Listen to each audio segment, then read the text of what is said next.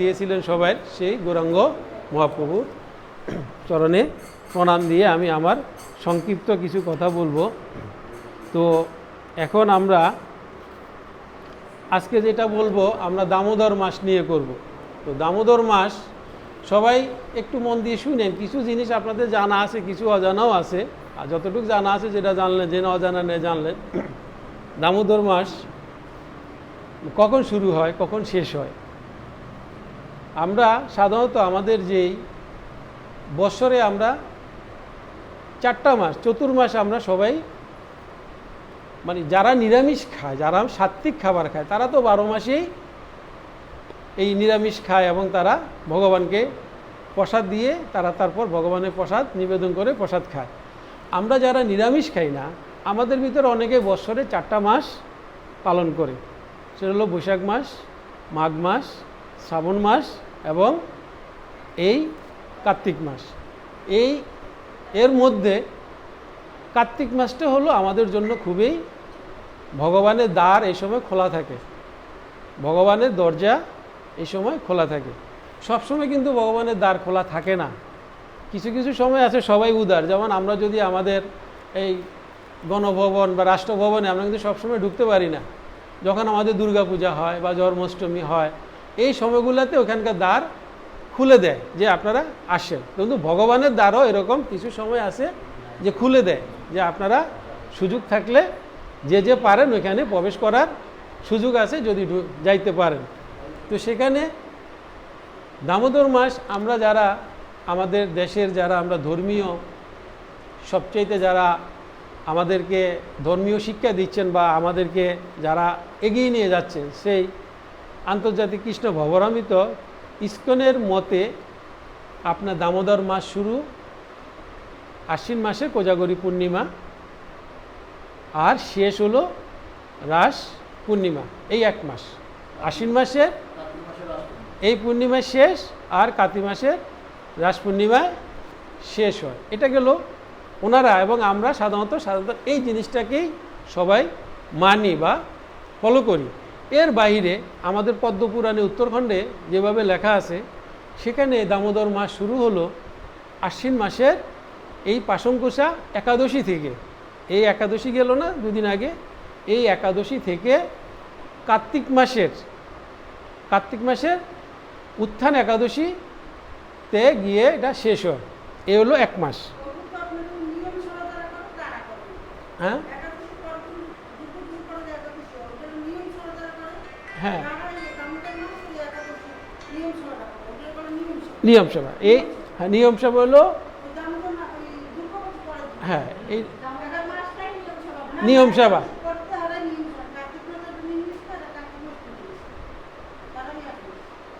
এটা হলো ব্রত, মূলত হলো এটা হলো ব্রত। ব্রত মানে কি?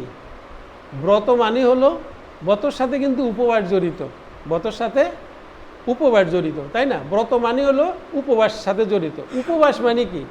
উপ হইল নিকটে, বাস মানে বাস করা, নিকটে বাস করা। কার নিকটে? ভগবানের নিকটে বাস করা। এই জন্যই সব ব্রতের সাথে উপবাস জড়িত। উপবাসটা হলো কি? ভগবানের নিকটে বাস করা। এই কার্তিক মাসের এই দামোদর মাসে আপনি ভগবানের সাথে বাস করার জন্য, মানে উপবাস থাকার জন্য আপনাকে এই সুযোগটা করে দিয়েছে। এখন উপবাস আপনি কিভাবে করবেন দামোদর মাসে? নিয়ম মাসটা যারা একবারে মানে মনে করে যে ব্রহ্মচারী যারা আছে, যারা সঠিকভাবে নিয়ম পালন করতে চায়, এরা সারাদিন উপোস থেকে আপনার একমাত্র সূর্য অস্তের আগে কিছু ফল খাবে। যারা একবারে নিয়ম মাফিক মানে নিয়ম অনুযায়ী করতে চান, আর যারা এটাও না পারে, তারা কি করবে? আপনার এক সিদ্ধ, মানে সেখানে কোনো মশলা তেল কিছুই থাকবে না, ওই খাবার খেয়ে আপনি একবার, তাও একবার যদি পারেন, একবার, হ্যাঁ, কখন? সূর্য অস্তের আগে। আর যদি আপনি নাও পারেন তাহলে 2 বার, সকালে একবার এবং সূর্য অস্ত যাওয়ার আগে একবার। এও যদি না পারেন, মানে পর্যায়ক্রমে যারা যেটা না পারে, এও যদি না পারেন, আপনি অন্ন খাবেন, ভগবানকে দিয়ে 2 বেলা অন্ন আহার করবেন। এতো আপনি আপনার এই দামোদর মাসটা আপনি পালন করতে পারেন, যেটা হলো যে না পারে তার জন্য। এখানে আপনার দামোদর মাস পালন করতে গেলে আপনাকে প্রথমে 5টা নিয়ম আপনাকে মানতে হবে। এটার প্রথম শর্ত হলো এই 5টা নিয়ম আপনাকে মানতে হবে। প্রথম নিয়ম হলো আপনার ব্রহ্ম সময়ে ঘুম থেকে উঠতে হবে। এই ব্রহ্ম সময়টা কখন? আপনার সূর্য উদিত হওয়ার 1 ঘন্টা 36 মিনিট আগে, মানে 96 মিনিট আগে এই সময়টাকে বলা হয় ব্রহ্ম সময়। এই সময় আপনাকে ঘুম থেকে উঠতে হবে। এটা হলো প্রথম শর্ত। যদি আপনি নিয়ম মাস পালন করতে যান, প্রথম শর্ত হলো আপনাকে ব্রহ্ম সময়ে উঠতে হবে, মানে যখন আকাশে তারাগুলা থাকে ঠিক সূর্য উদয়ের 1 ঘন্টা 36 মিনিট আগে। তারপর দ্বিতীয় কারণ শর্ত হলো আপনাকে প্রাতঃ স্নান করতে হবে। সেই ব্রহ্ম সময়ে আপনাকে কি করতে হবে? স্নান করতে হবে। তাহলে 1 নম্বর হলো কি আমরা ব্রহ্ম সময়ে ঘুম থেকে উঠতে হবে। 2 নম্বর কারণটা হলো যে প্রাতঃ সময়ে আমরা স্নান করতে হবে। 3 নম্বরটা হলো আপনি দীপদান করতে হবে। দীপদান করতে হবে মানে মঙ্গল আরতি। ভগবানকে আপনি যতই যতই প্রদীপ দেখাতে পারবেন, যতক্ষণ পারেন, যত পারেন, এটা আপনার পুণ্য। তাহলে 3 নম্বর সত্য হলো কি আমাদের প্রদীপ প্রজ্বলন করতে হবে, মানে দান করতে হবে। একটা হলো সূর্য উদয়ের আগে, আর একটা হলো সূর্য অস্তের পরে। এই 2 বেলা আপনি প্রদীপ প্রজ্বলন করবেন। তারপর 4 নম্বর হলো কি আমরা তুলসীর সেবা করতে হবে।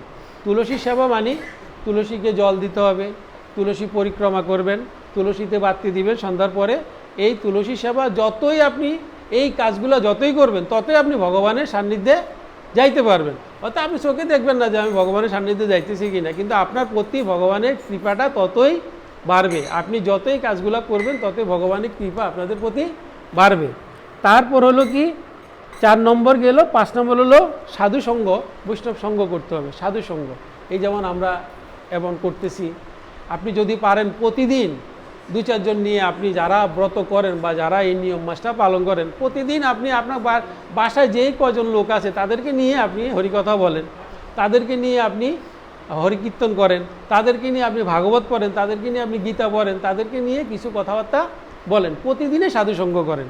সাধুসঙ্গ যে আমার ওই লোক ডাইকাই না করতে হবে না, আপনার ঘরে যারা আছে তাদেরকে নিয়েও করতে পারেন। আপনি প্রতিদিন এই সময়ে এই 1 মাস আপনার সাধুসঙ্গ করবেন। এই সাধুসঙ্গ করলে আপনি ভগবান আপনার প্রতি প্রসন্ন হয়, এবং এই সময়টাতে আপনার ভগবানকে কি ফুল দিলে ভগবান খুশি হয় বা ভগবান আপনার প্রসন্ন হয়, সেটা হলো বকফুল, মালতী ফুল এবং পদ্ম ফুল। এই 3টা ফুল এই মাসে ভগবান খুব পছন্দ করেন।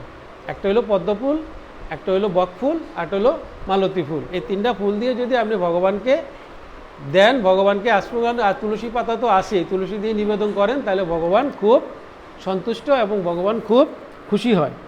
আর এই সময়ে আপনার যে কিছু জিনিস আছে, যে কিছু জিনিসগুলা আপনি আহার বর্জনের জন্য বলা হয়েছে, যে আহারগুলো আপনি খাবেন বা কোনগুলা খাবেন না, এর ভিতরে আপনাকে বলা হয়েছে যখন যারাই নিয়ম মাস পালন করেন তারা শিম, বরবটি, গাজর, মূলা, পটল, বেগুন, তারপর কলমি শাক, ছোলার ডাল, মাসকলাই, মুসুর ডাল, তিল, সরিষা, মধু, কুলকটা এবং ফল, এই সিদ্ধ চাল, এই জিনিসগুলা বর্জন করতে হবে। যারা আপনারাই নিয়ম মাস পালন করবেন এই জিনিসগুলা খাবেন না। আমি জানি না কে কে করেন, যদি কেউ করে থাকেন এই জিনিসগুলো আপনারা খাবেন না। আর বিশেষ করে শিম, মূলা, বরবটি, গাজর, তারপরে কলমি শাক, এগুলা গ্রহণ করা যাবে না। এগুলো যদি আপনি গ্রহণ করেন তাহলে আপনি যে নিয়ম মাস পালন করতেছেন তার চাইতে আপনি পাপ কামাই বেশি করবেন, আপনি পাপের দিকে যাবেন এই খাবারগুলো যদি আপনি খান। এই গেল। আর এই সময়ে যত ভগবানকে ডাকবেন, যত ভগবানকে কীর্তন করবেন, যতই ভগবানের নাম জপ করবেন, যতক্ষণ পারেন ভগবানের নাম জপ করবেন। যারা মালা জপ করেন, আগে যদি যতবার নিতেন তার চেয়ে আরও 2 গুণ, 4 গুণ, 5 গুণ, যত গুণ বেশি পারেন ততবারই ভগবানকে ডাকবেন। কারণ আমি একবারই বলছি, এই সময়ে ভগবানের দ্বারটা খোলা থাকে।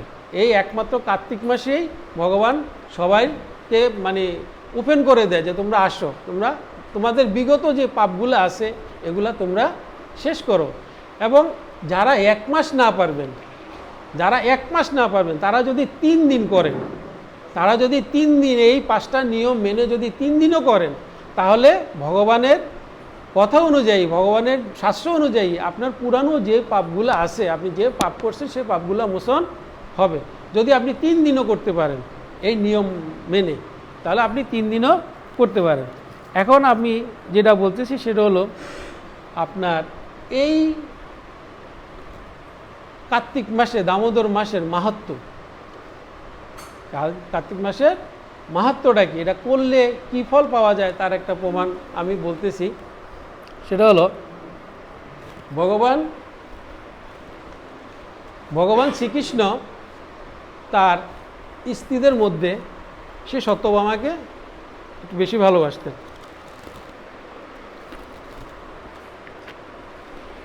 সত্যভামাকে একটু বেশি ভালোবাসতেন। সত্যভামাও ভগবান শ্রীকৃষ্ণকে খুবই ভালোবাসতেন। তো সত্যভামা আসলে ভালো স্বামী পাওয়া এবং ভালো স্ত্রী পাওয়া এটা হলো ভাগ্যের ব্যাপার। সবার কপালে ভালো স্ত্রীও জুটে না, আবার সবার কপালে ভালো স্বামীও জুটে না, এটাও অনেকটা ভাগ্যের ব্যাপার থাকে। ভাগ্যের উপর ভগবান প্রসন্ন হলে ভালো স্বামী দেয়, আবার স্বামীকে স্ত্রী দেয়। তো সত্যভামা ভগবান শ্রীকৃষ্ণকে প্রশ্ন করলেন, প্রভু আমি কি এমন পুণ্য করছিলে যে আপনার মতো একজন আমি জগৎ শ্রেষ্ঠকে আমার স্বামী হিসাবে পেলাম, আমি কি এমন পুণ্য করলাম? তখন ভগবান শ্রীকৃষ্ণ বলল, তুমি কি এটা জানতে চাও? তো বললো, হ্যাঁ আমি জানার জন্যই তো এই প্রশ্নটা করলাম। তখন বলল, তাহলে শুনো, পুরাকালে হরিদ্বারে এক ব্রাহ্মণ ছিলেন, সে ব্রাহ্মণের নাম ছিল দেবশর্মা।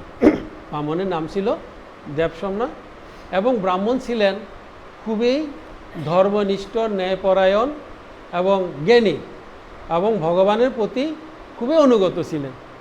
এই ব্রাহ্মণের একটা মেয়ে ছিলেন, তার নাম হলো গুণবতী। মেয়েটার নাম ছিলেন গুণবতী। তখন ওই ব্রাহ্মণের কাছে আরেক ব্রাহ্মণ কুমার পড়ালেখা করার জন্য আসলেন, কারণ তৎকালীন ব্রাহ্মণ পুত্রদেরকে টোলে পাঠানো হতো লেখাপড়ার জন্য। তো এই ব্রাহ্মণের কাছে আরেক ব্রাহ্মণ পুত্র আসলেন, তার নাম হলো চন্দ্র দত্ত। এই চন্দ্র দত্ত এই দেবশর্মার নিকট পড়ালেখা করার জন্য যখন আসলেন, এবং চন্দ্র দত্ত তার ব্যবহার এবং তার আচার আচরণ, ধর্মনিষ্ঠায়, মানে আছে না যে শিক্ষকের মন জয় করে, এবং এই দেবশর্মা মন এই চন্দ্রদত্ত জয় করে নিলেন। তো জয় করে নিলে যেটা হয়, মানুষ সাধারণত তার মেয়ের জন্য একটা ভালো পাত্র খুঁজে, সুপাত্র খুঁজে, এটাই তো নিয়ম।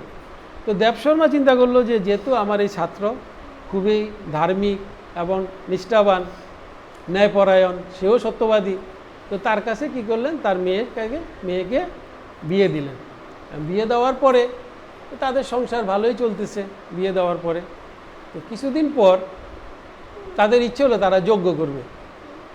যজ্ঞ করার জন্য তাদের ইচ্ছা হলো, তো ঠিক আছে যজ্ঞ করবে। যজ্ঞ করতে গেলে যজ্ঞে সাধারণত 3টা জিনিস বেশি প্রয়োজন হয়। প্রথম হলো যজ্ঞের জন্য কাঠ, তারপর হলো যজ্ঞের হলো শাকুল্য এবং ঘিত। শাকুল্য মানে ওই যে আরও যে আতপ চালটা বিভিন্ন তেল টিসিগুলো লাগে, এটাকে শাকুল্য বলে। তাহলে ঘিত, শাকুল্য আর হলো কাঠ। তো জামাই আর শ্বশুর দুজনেই আপনার দেবশর্মা এবং চন্দ্রদত্ত তারা কাঠের জন্য বনে গেলেন। তো কাঠের জন্য বনে যাওয়ার পরে সেখানে তাদেরকে রাক্ষসে আক্রমণ করলেন। রাক্ষসে আক্রমণ করার পরে তাদেরকে ওই রাক্ষস তাদেরকে বধ করবেন, খাবেন। তখন দেবশর্মা এবং চন্দ্রদত্ত বলল, ঠিক আছে আমরা একটু ভগবানের নাম নিয়ে নিই, যেহেতু আমাদেরকে তোমরা খাইবা, বা তাহলে আমরা একটা ভগবানের নাম নিয়ে নিই। আর আমরা সাধারণত বলি যে কেউ যদি অপমৃত্যু হয় তাহলে সে নরকে যায়। সব অপমৃত্যু নরকে যায় না, মানুষের স্বাভাবিকের বাইরে। যেমন তাদেরকে রাক্ষসে খাইলো, তারা কি অপমৃত্যু না? কিন্তু পরীক্ষিত মহারাজ 30 বছর বয়সে মারা গেলেন। পরীক্ষিত মহারাজ কি নরকে গেছেন? না, বৈকুণ্ঠে গেছেন। উনিও তো স্বর্গে গেছেন বা বৈকুণ্ঠে গেছেন। কেন গেছেন? উনি মৃত্যুর সময় ওই যে ভাগবত পাঠ শুনলেন, ভাগবত পাঠ শুনতে শুনতে শুনতে শুনতে উনি ওনার দেহত্যাগ করলেন।